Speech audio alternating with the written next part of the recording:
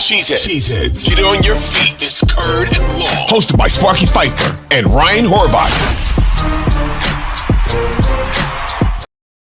Welcome in another edition of Curd and Long. Steve Sparky Fifer along with our guy Ryan Horvat as we get ready for, well, at least here in Wisconsin. I don't know what it's supposed to be out in Ryan's neck of the woods in the East Coast, but this weekend, Saturday real feel of 86, Sunday real feel of 88. Beautiful thing. Horvat, how's the weather out in your neck of the woods out by DC? Man, I'm jealous. Saturday, 90% chance of rain, 64 is the high. Sunday, 57, 73, I think is the high. Like today it's been pretty nice though. I really can't complain. Like last Saturday we were able to get outside, but I feel like it's really nice during the weekdays and then the weekends hit it's rainy and cloudy and crappy. That's how it's been here at least. Yeah, no doubt about it. So yeah, looking forward. 8-year-old's got his first baseball travel tournament this weekend in Waterford. So get to go do that. 2 games on Saturday. He's never played 2 games in a day, 2-hour break in between. And, you know, these families are like, oh, let's have some food, whatever else. So they're bringing crock pots and everything else. And they're going to have a taco spread and everything for the kids to eat between games. And we'll look forward to that. Horvat, you're going to be getting closer to that type of deal with your kid, right? He's got to be getting close to doing travel sports. Isn't he in travel sports yet or no? We're playing hockey right now. That's our sport. Ugh, that's expensive. It is. Well, we play, yeah. So we got games every Saturday right now. So that's where I spend the majority of my Saturdays is hockey. We've played baseball, but now he's all into hockey. So, and I don't think I thought maybe he would just give it a shot, not be into it, or he just wouldn't be good. But no, he scored like 3 goals the last 2 games. So. We're fully committed to hockey. It's my own fault, though. He's never quitting. My own fault, though. Like I said, because I took him to 2 back-to-back games here in DC. We went and saw the Wizards play the Warriors. I was like, all right, let's go see Steph Curry. And Steph Curry had the worst shooting performance of his life in the first half in that game. He was 0 for 10. The next night, I took him to see the Capitals, and it was like one of their highest-scoring home games in years and just exciting as heck. So he's all in now on hockey. And, yeah, we'll see, though, man. I mean, I liked hockey when I was young, too, but the difference was I grew up in Chicago, and you couldn't watch the home games because the Blackhawks ownership was so cheap. Yep. They wanted you to go to the original Chicago stadium so they wouldn't broadcast the home games. So I'd only be able to watch the Hawks when they were on the road. So I quickly grew out of that. You know? Yeah, I can imagine you did. 3 goals in a game. All right. There you go, buddy. Yeah. That's awesome. Heck yeah, man. That is sweet. He's all in now, man. He's all in. I want highlights. They must have. Aren't there highlights? I do have some on my phone. Yeah, send them. I want to see them. He's all into. I almost said jerseys. They're not jerseys. They're sweaters in hockey. Yeah, sweaters. He's got a Connor Bedard, obviously, and then he's got a TJ Oshie. He went with. Oh, okay. I have no idea who that is. Is that person good? Capitals. Yeah, I know Bedard. He's an American hero. A couple years ago, he was really big in the Olympics. Really? Okay, there you go. So that's good. Yeah, learn something about hockey. Okay, Horvat, let's talk about this Packers schedule. That's what people came to the Current Long podcast for, after all. And let's talk about week 1. Obviously, Packers-Eagles. We knew that was coming Friday night in Brazil. And to see how that bad boy plays out. I didn't think of this aspect of it until somebody else brought it up. And I don't remember who it was. I think it was a national writer.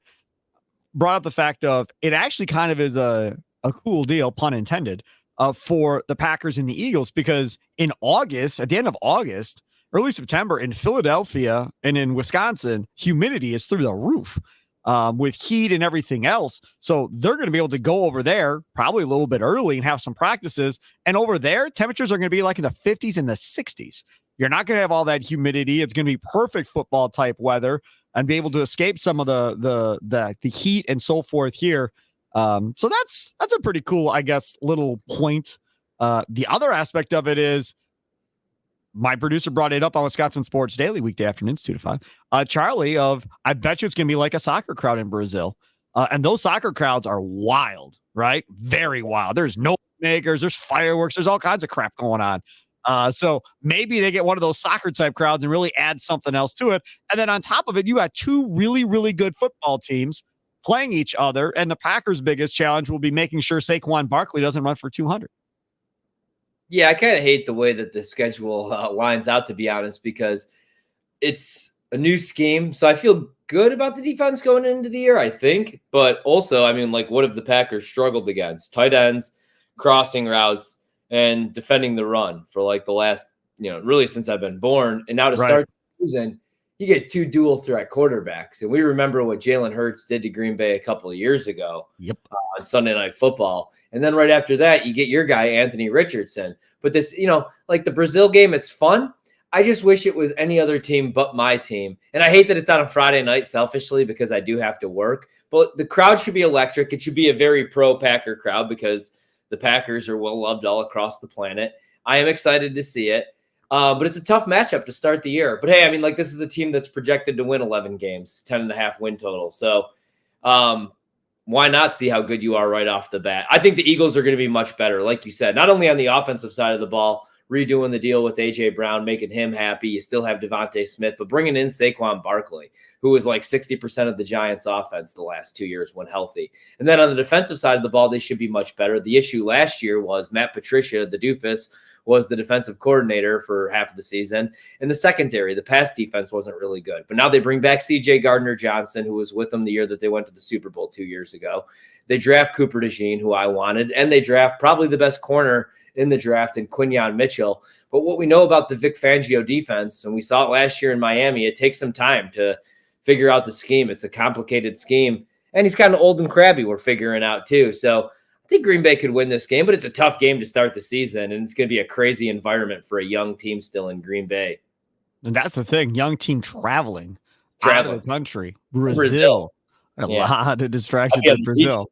Yeah, there's a lot of distractions in Brazil, man. If you're a young athlete, ain't no question. If you're anybody, it's a lot of distractions going on. My old ass distractions. I'd have to bring Amanda with me. Okay, so this is the thing. So last year, this offense struggled for the first half of the season because they were trying to figure out scheme. They were trying to figure out these rookies how to play in the NFL. What kind of struggles do you think there are early for this Packers defense with a new scheme? For the most part, they're vets. Safeties, not so much. Those are all rookies outside of McKinney. So, and maybe Nixon, I guess, if they play him back at safety again. You draft all these rookies. I can't imagine Keyshawn Nixon's getting on the field a ton on the defensive side of the ball. But maybe. How much are we looking at, like the first, 5-6 weeks before this defense really gets to be playing the way that they're going to play? Or do you think they can hit the ground running? It's a good question, man, because like my concerns are, I do like having a veteran safety now, even if you spend a bunch of money, because you got to get guys in the secondary lined up, get guys to know their role, especially in a new defensive system with a new defensive coordinator. So I like that pickup. I like having Jair in the secondary. He's now a vet, but I'm worried about that other corner position. So a little bit worried about like the coverage schemes, but more worried, just not really worried about the linebackers, but you're young at that position. And Devondre Campbell hasn't been very good really since that first year. Yep. But he wore the green dot. So that's what I really worry about is like, is that guy Quay? Are you going to trust a rookie to be the leader of the defense? So they're young. They Rashawn Gary has to have a monster season. I'm talking like 16 sacks is what I want to see. He had double-digit sacks last year, but none of them came after week 13. That's what I'm worried about. Is just there's some young players. I'm a little bit worried. Has the tackling improved? Was it because a lot of that you could blame scheme, but also like we watch the games and we see guys missing tackles all over the place. Some of those guys are gone though. Devondre Campbell missed a ton of tackles the last 2 years. So that's what I want to see. Is just like, how the coverage looks, but also what everything else looks like. The defensive line is going to have to really be like the anchor of the defense because Kenny Clark now is an all-pro. He's getting paid like an all-pro. We talk about him now like he's Aaron Donald. He had a good year last year. Wyatt's another year older, though, another year in the league. So I think they're going to have to really step up and be really good. You got to be better against the run. Got to be better. You can't let opposing tight ends kill you every week. We're going to see really good tight ends in the division twice a year, and TJ Hawkinson and then Cole Kmet. So those are just the simple things that I worry about. Is just kind of the young guys and trying to get them, caught up with the scheme because nobody plays in the preseason really anymore. How many snaps are these guys going to get in the preseason? No, you're absolutely right about that. And that's a question too, as far as with these young guys, they played a ton last preseason. Will LaFleur run them out there a ton again this year? Or was there enough progress made in LaFleur's mind where he can treat them like vets now and not play them a ton? That, to me, is a big question heading into this thing for certain. All right, let's talk about week 2. Obviously, Colts at Packers at noon. You talked about the dual threat in Anthony Richardson. Week 3, the crappy Titans. You get to go to Nashville. More distractions. Titans might be one of the worst teams in the league next year, is my guess. I'm thinking probably 4 wins, somewhere in that area. I don't know, man, because I really like their offseason, though. They gave Will Levis a bunch of weapons. But you fire Mike Vrabel, new coaching staff. I don't know how good the defense and the secondary is going to be. Should beat up on Tennessee. The game that scares me is Indianapolis. I actually have that circled as a loss right now. I think the Colts are going to be pretty good. Oh, yeah. The Packers are going to drum them. Stop. Get out of here. There's no chance. That quarterback is Richardson's virtually a rookie. They still don't have a dominant one because Pittman is still running around out there. He ain't a dominant one. He's a nice player, but he ain't a dominant one. Running back, your running backs can't stay healthy. I wouldn't worry about Jonathan Taylor against the Green Bay Packers. He'll have a monster game. Anthony Richardson's going to use his legs. Green Bay should win that game. They're going to be favored. One team's projected to go to the playoffs, maybe win a tough division. The other is expected to finish third. I just think the Colts are going to be better than people project. They should have went to the playoffs last year with Gardner Minshew. I think Anthony Richardson's putting in work, and he's really good. He's just got to slide and get out of bounds, even though he's a big dude. Defense is fine. Offensive line's fine. I like Shane Steichen a lot. I'm saying, don't be shocked if they drop this game and everybody freaks out, but the Colts are going to be good this year. I would be shocked if they dropped that game. Vikings at the Packers after that Titans game, another noon start. I'll say this. I like these noon starts. Big fan. I like the noon starts. Then 3:25, it's Packers at Rams. This is another game where it's McVay versus LaFleur. Rams have a nice offense. Defensively, though, question marks there without Aaron Donald now, Ryan. Yeah. I mean, I right after the season, I was like, I think the Rams are going to go to the Super Bowl next year. They were number 2 in offense and DVOA the second half of the season. Kyron Williams is an absolute nightmare, man. Yep. He got hurt last year, but he could be the best back in the league. I was going to draft him first in fantasy, but the only thing that worries me is he's probably going to lose out on some touchdowns because they drafted Blake Corum. He could be a touchdown vulture. That could be his role, like Jamal Williams in Detroit a couple of years ago. But that's the game that scares me a little bit. I don't feel as good about the Rams because Aaron Donald retired, though. I mean, you're talking about the best defensive player in the league. So there might be a drop-off on that side of the ball, but the offense should be really good. I have this as a scheduled loss just because LaFleur has got the best of McVay the last couple of years with some crappy teams. He had to go with Baker Mayfield a couple of years ago, Monday night. Yep. So I can see the Rams getting some revenge here. And it comes down to, though, is Stafford healthy? Because, like, every year when healthy, Stafford's awesome. Problem is, he gets the crap kicked out of him. So if that offensive line can protect him, they're going to be a good team. If they can't, they could finish with like 6 wins. Yep, I agree with you on that assessment. Cardinals at Packers, noon game on October 13th. I think there's expectations the Cardinals will be better. They added a lot of talent this offseason, especially through the draft. That head coach did a pretty damn good job considering Kyler Murray was kind of not there really last year. What will they look like this year? Kyler Murray's second year in that offense in Arizona. I expect the Packers win in this one, October 13th, home against the Cardinals. I don't know how you cannot. This one makes me a little nervous. I actually bet the Arizona Cardinals to go over 6.5 wins. I like Jonathan Gannon. The same way that I like Shane Steichen, I like Jonathan Gannon. I think that they were really the reason for the Eagles' success a couple of years ago. Yep. Then they left, and we realized, Nick Sirianni is kind of dumb. But like Arizona was pretty solid last year. They just they had to roll with Josh Dobbs. Now Kyler's back. When healthy, he's good. I know we like to make fun of him because he's small, but he's really good and exciting when he's healthy. And I love Marvin Harrison. I think he's going to be rookie of the year, man. It's been a while since we had a wide receiver. I think he's going to go over 1,000 yards. He could have double-digit touchdowns. He's going to be the real deal right away. And I'm going to like the defense for Arizona. There's a bunch of no-name guys, but Jonathan Gannon, that's what he does best. He's the former defensive coordinator for the Eagles. They had some nice wins even last year. They beat the Cowboys because of that pass rush. They made life hell for Dak on the road early on last season. So this game scares me. Packers should win, but I do think Arizona will be better, and I think this will be a competitive game.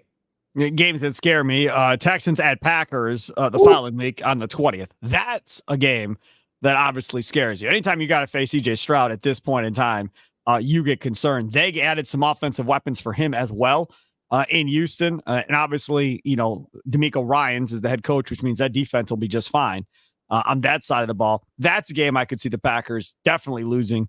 And that definitely is a coin flip game at this point. Yeah.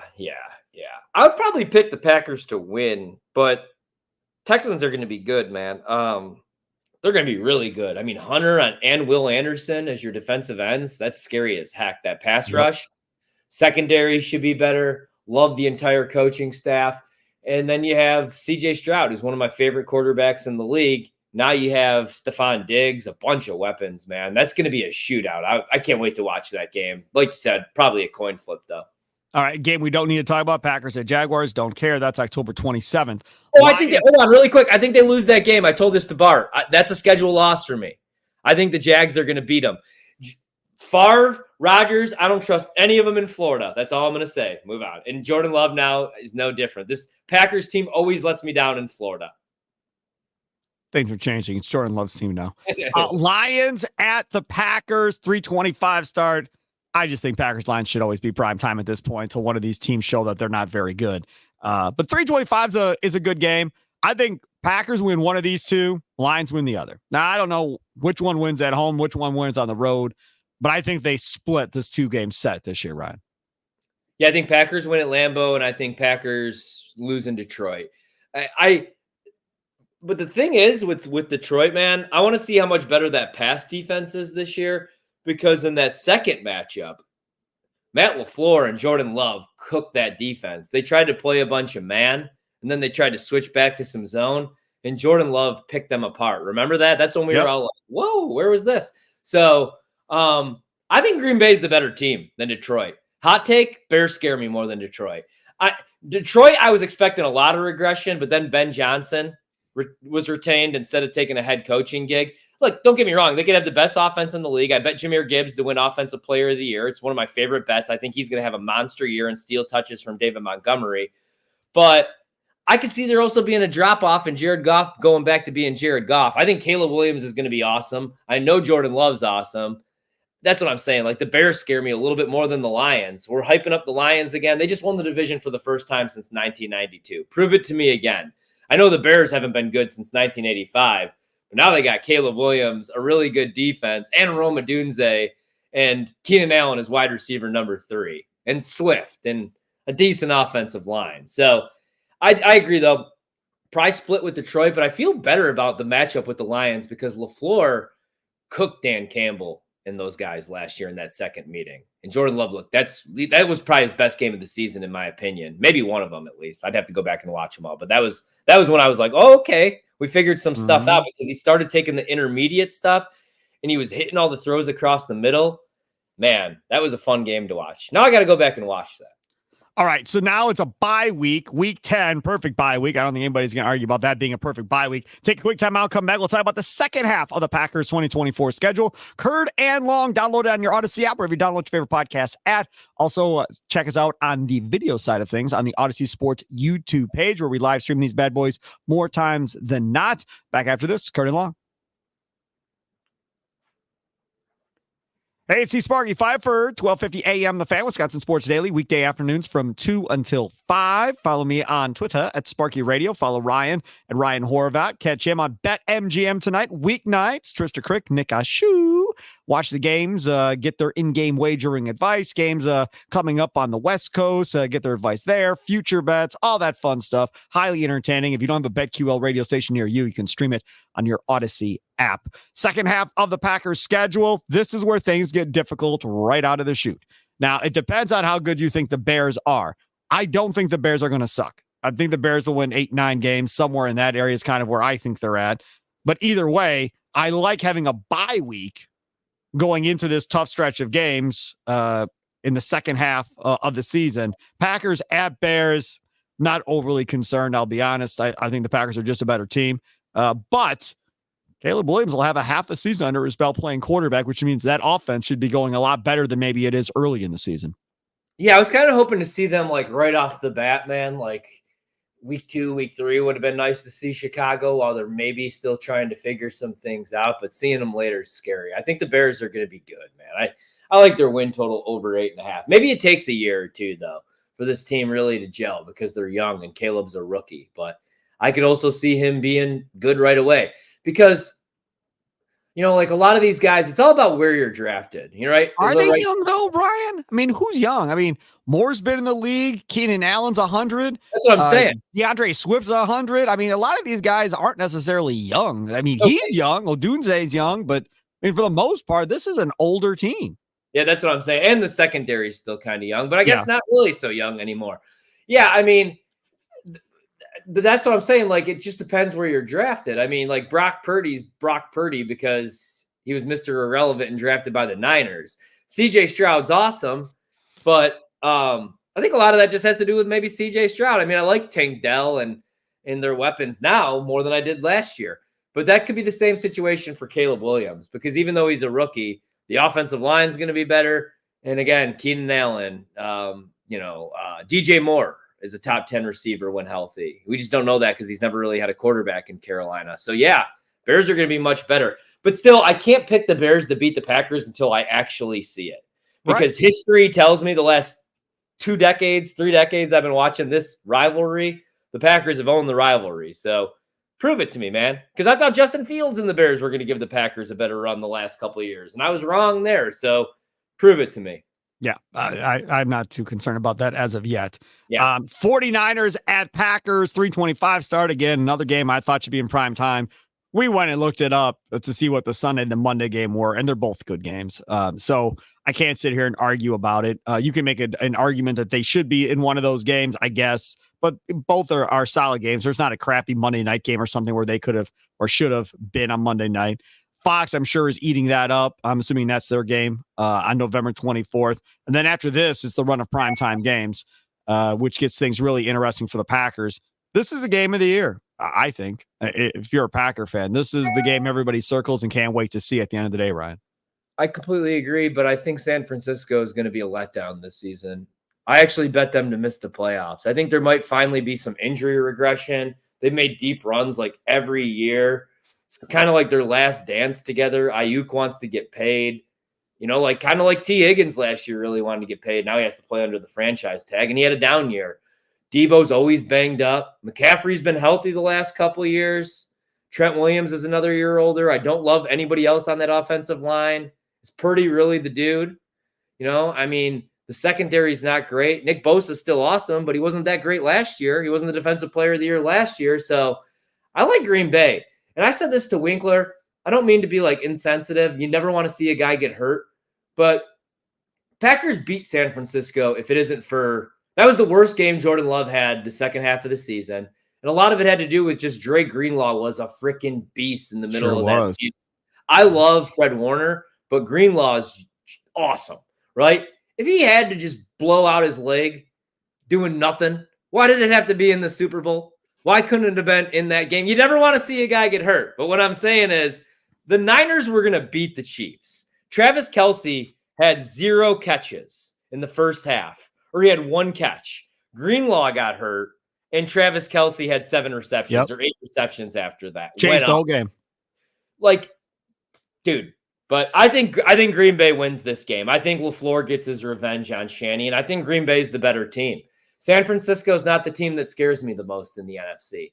Atlanta scares me a little bit in the NFC. Detroit still scares me. The Bears scare me a little bit.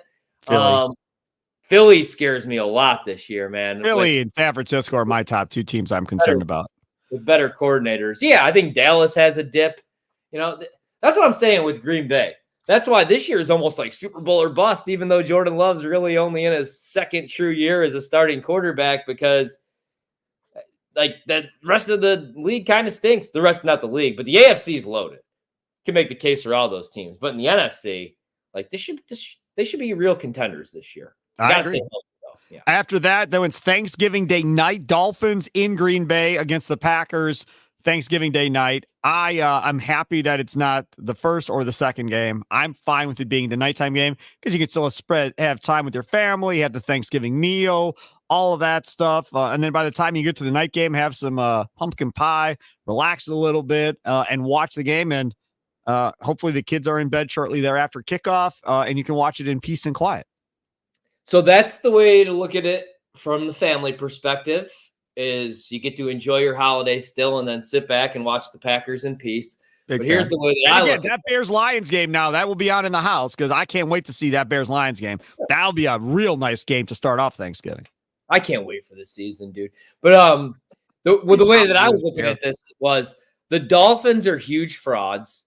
The Dolphins beat one playoff team last year. It was the Dallas Cowboys. Yep. The Dolphins can't win in the cold weather. I am done with Tua. All year, they kept telling me that was going to be the number one defense in the league. Oh, yeah, well, like Vic Fangio's gone after 1 year. Phillips got hurt. Is he going to be healthy? What kind of year's Chubb going to have? Ramsey's not Jalen Ramsey from 5 years ago. He really hasn't been since Devontae Adams exposed him in front of everybody in that playoff game when he was with the Rams. What I'm saying here is I love that this is a night game because the weather will cool off. You get Tua on Lambeau Field in the cold weather. You know how that ends, baby. Last time we played Tua on a holiday, we kicked the crap out of him. We concussed him, and he didn't even know he was concussed, which is actually not funny in a really scary situation. But Packers are going to unload on the Dolphins in this game. I love that it's not in Miami early on in the season because we know how that ends with all that speed. They'd blow us up. But we get the heat right where we want them, baby. Yeah, that temperature difference, people don't ever talk about it, but that temperature difference going from cold to hot is just as bad as going from hot to cold sometimes with your body trying to readjust to it and getting dehydrated and having all kinds of issues. I think that's a great point there. All right. Next game, Packers at Lions, December 5th. That's the following Thursday. NFL did a solid here on both these teams saying, we want this to be fair. So we're going to put you the following Thursday so you both get the same amount of days off. The trip for Green Bay is 20 minutes, maybe in the air, 15 minutes, whatever it is. You get up, you go down. I love that. I absolutely love that. Then it's at the Seahawks the following week in prime time. Then it's home against the Saints in prime time. I'm not sure why the Saints Packers is prime time, though. That could probably be a noon kick and nobody would complain. But either way, so 4 primetime games in a row. And then it's at the Vikings, a noon start, and then you end the year against the Bears at Lambeau. And that game might mean something for somebody. It might mean the division for the Packers. It might mean a wild card spot for the Bears. Who knows what it means, but it very well may mean something. Here, this second half of the schedule, we already talked about Packers and Lions, and somebody's going to win one of each. Seahawks, Saints, Vikings, Bears of that last slate. Anything worry or stand out to you?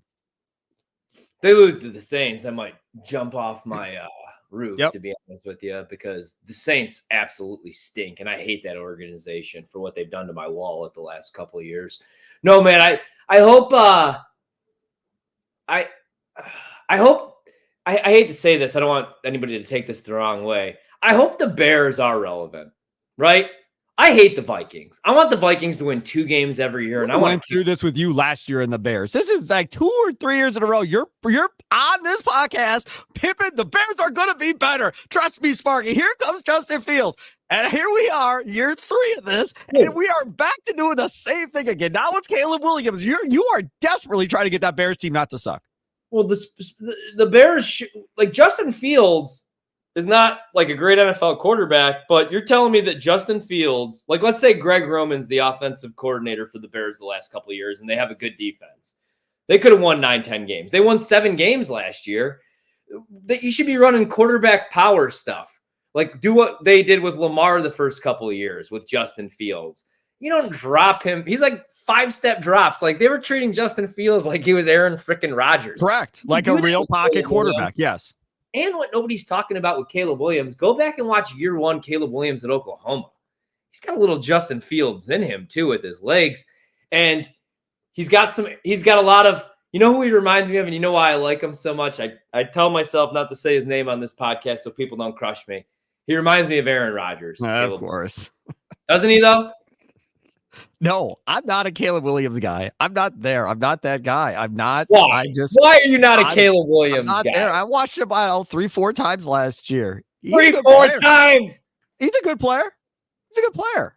I don't think he's generational. I don't think he's bound for the Hall of Fame. I don't think any of that. Now, I know some people do. Some people are all in like he's the next great thing. If he is, then the Bears are set finally for the first time in the history of their organization with a great quarterback. But if he's Cutler, he's not Cutler.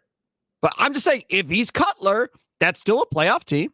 Like, you still go to the playoffs every couple of years, whatever. You're just not a Super Bowl team. If he is, as you put it, Rodgers, then they're going to win a couple Super Bowls. Well, Rodgers only won one and only went to one, so that doesn't mean anything. I don't know if he's going to win Super Bowls. Yeah. Yeah, I mean, so we'll see. We'll see how this whole thing plays out. All right, take a quick time. I'll come back. I want to talk about the NFC North schedules. We don't have time. But I want to come back and talk about this prime time slate since he brought up Rodgers. We have to get to that. That's up next. Kurt and Long. Steve Sparky Fifer with you. Ryan Horvat. Follow him at Ryan Horvat. Follow me at Sparky Radio. And of course, you can download it on your Odyssey app or if you download your favorite podcast app. Check us out on the Odyssey Sports YouTube page as well.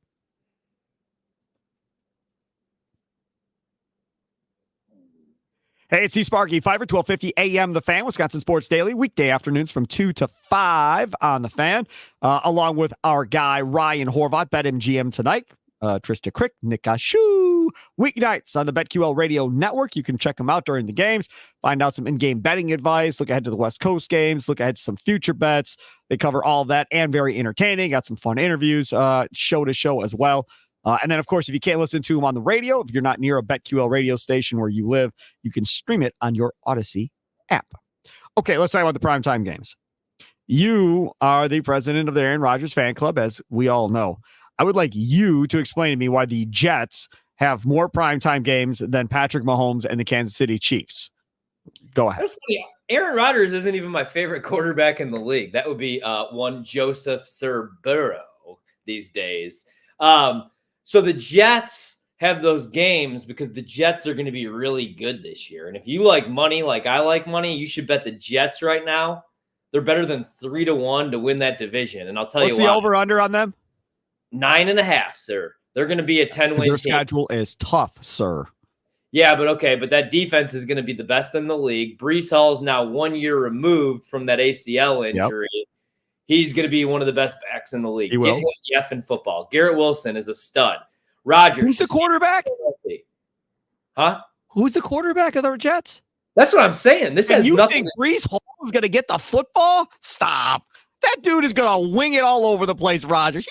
He may get the ball thrown to him, but he ain't going to give the ball handed him 15, 20 times a game. There's no chance. I bet you he averages about 12 carries a game and about 4 to 5 receptions a game. That's how he gets his 15 to 17 touches. No, they could be out handed.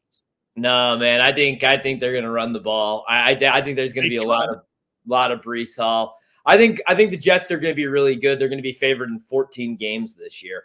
It's the defense. It has nothing to do really with Rodgers. Improved weapons. You had Mike Williams now, who I know he struggles to stay healthy, but he doesn't have to be wide receiver number 1 or even 2. And then I look at like the rest of the division, man. The Bills, I don't care about Stephon Diggs and Gabe Davis gone. I care more about the defense. Jordan Poyer's gone. Micah Hyde's gone. Trey White's gone. Von Miller had as many sacks as you and I last year. He had 0 sacks.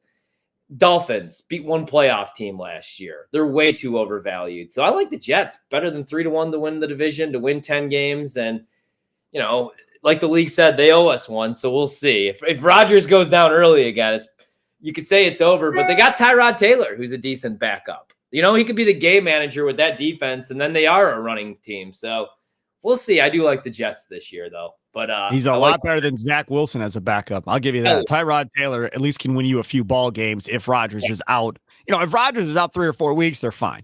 If Rodgers is out the season again, then we're back to talking about 7, 8 wins maybe, which is still better than what they had to deal with Zach Wilson at the end of the day. And I agree with you. That defense is awesome. That dude is a great defensive coordinator as a head coach. I'm all about Saleh on his defense, excuse me. I just question about offensive line protecting that guy and not getting him killed. That's my thought. And that's why they should run the ball more, Ryan, to protect him. Yeah.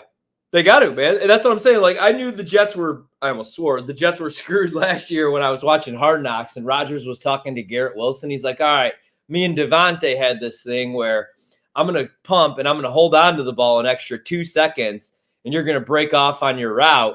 And I was like, dog, you do not have an extra 2 seconds. Have you seen your offensive line? Yep. David Bakhtiari, Corey Linsley, they ain't in front of you anymore. So, but they've fixed up that offensive line. But yeah, man, he's got to, like, Peyton Manning won that Super Bowl in Denver that he didn't deserve because he accepted, but that's a different situation. The problem with Rodgers, man, is he can still make the throws. Or can he? I don't know. Like, that last year in Green Bay was a mess. Can we just talk about primetime game scheduling in general and what I'd like to see change, if you don't mind? Yes. There should be a rule. If you haven't been in the postseason, in the last, 2 or 3 years, whatever it is, you're not eligible for primetime games. It's just not a thing. Unless you have the number 1 overall pick. Fine. Then you can be.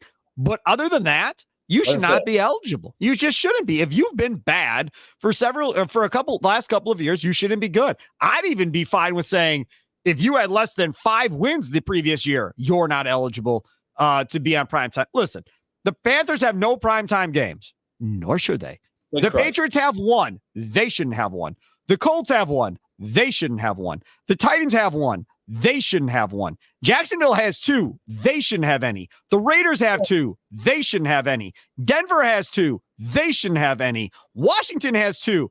Jane Daniels, I understand. I wouldn't put them on primetime either. The Giants have 3. No chance they should be on. The Saints have 3. No chance. Oh my God. Chargers have 3 and no wide receivers. 0 chance they're on. I'm sorry. There are way too many damn teams on prime time when they should be focused on promoting the really, really good teams and teams you're going to see in the postseason. And these other teams can get on when they're good. It's like the Milwaukee Bucks. You suck. You don't get to play on Christmas. That's a rule. When you get good, then you can play on Christmas Day. And they got good, and they got to play on Christmas Day. That's how they should treat primetime games. Make it more of a special deal where the fan base gets excited and celebrates when they finally get a Sunday or a Monday or a Thursday game. Let me tell you a little bit. Okay, so I agree. We want to see the best matchups, right? We want to see Chiefs-Bills and Chiefs-Bengals. But we see that, and then we see that in the playoffs. And so when everybody's able to actually watch the games when they're on the broadcast on NBC, Fox, whoever has the playoff rights, the playoff games for said games, everybody gets to see these guys. They get to see Josh Allen and they get to see Mahomes and Burrow. Guys don't get to see some of these other dudes though, not Justin Fields, but now, Caleb Williams, for example, or Anthony Richardson. So I don't mind sometimes a good story on primetime. Right? I kind of want to see what the Chargers look like. I understand them on primetime because it's still Justin Herbert and it's Get Jim the ticket Harbaugh. on YouTube and watch them. Go to the Potawatomi Sportsbook. They'll have the games. Go watch them at the Sportsbook. I don't need to waste my time on Sunday night getting forced into watching that crap. Because what happens? I'll tell you right now what happens. I get some crappy matchup. Do you know what I do?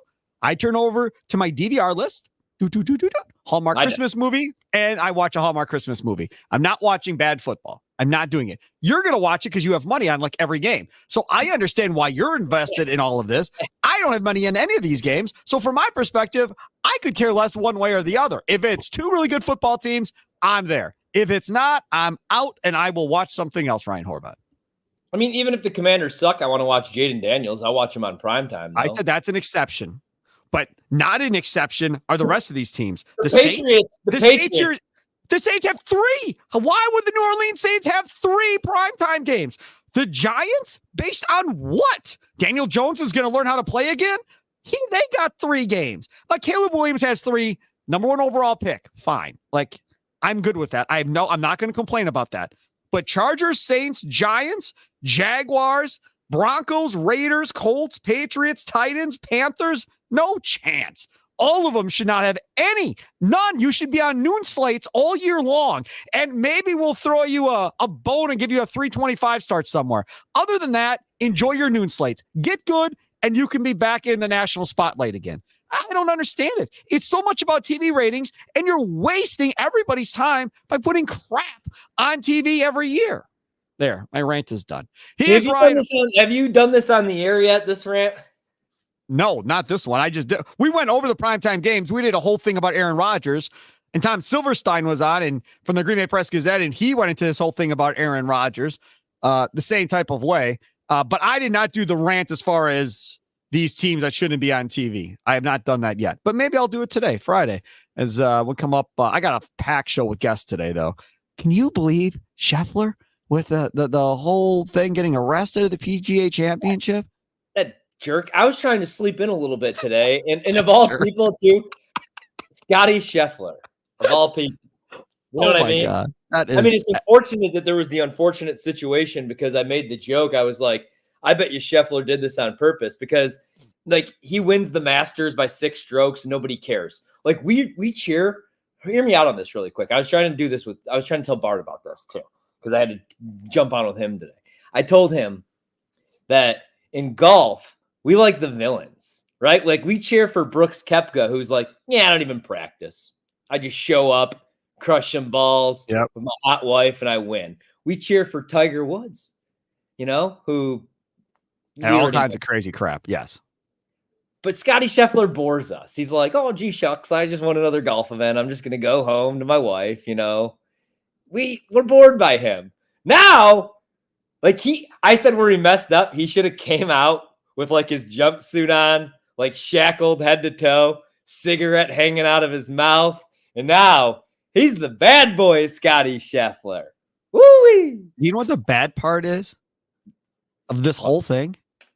He's the number 1 player in the world. Yes, he's been there playing for the last couple of days. It happened at the entrance of the golf course. And nobody knew who he was. Nobody knew who he was. No chance. And even if he would have said, I'm Scotty Scheffler, I bet you the cop would have said, okay, good. Good for you. I'm glad you're Scotty Scheffler. That doesn't mean a hill of beans to me. So let's go. If LeBron does that going in somewhere, does all that happen? He gets out of the car, goes, oh, crap, it's LeBron. Dude, you're good. Oh, yeah. Go ahead. Right? Yeah. The number 1 player in golf at the PGA Championship. He's been there for a couple of days, and nobody's, thinking anything. They just think he's some random college frat boy or something. That, to me, if I'm the PGA, that is the most disappointing thing of all. That tells you that people just do not know much about this tour since Tiger hasn't been a part of it for quite some time being good. And that's... I think that's one of the lessons to be learned. And you wonder if he ever pulled the "Do you know who I am" card at some point in the cop car. I'd like to know that question as well. I like that answered. Oh yeah. What I want to know is what this police officer was thinking. Why was he trying to be Mel Gibson in Lethal Weapon and hold on to the car, latching onto this car? And also, how freaking fast was Scotty Scheffler going? Mm-hmm. Yeah, he's in trouble. He's in some stuff. There's a felony charge. One of them's a felony charge against them. That's not good. He is Ryan Horvat. Follow him on Twitter at Ryan Horvat. Follow me at Sparky Radio. Enjoy the rest of your weekend. We'll talk to you again on Monday. Toodles.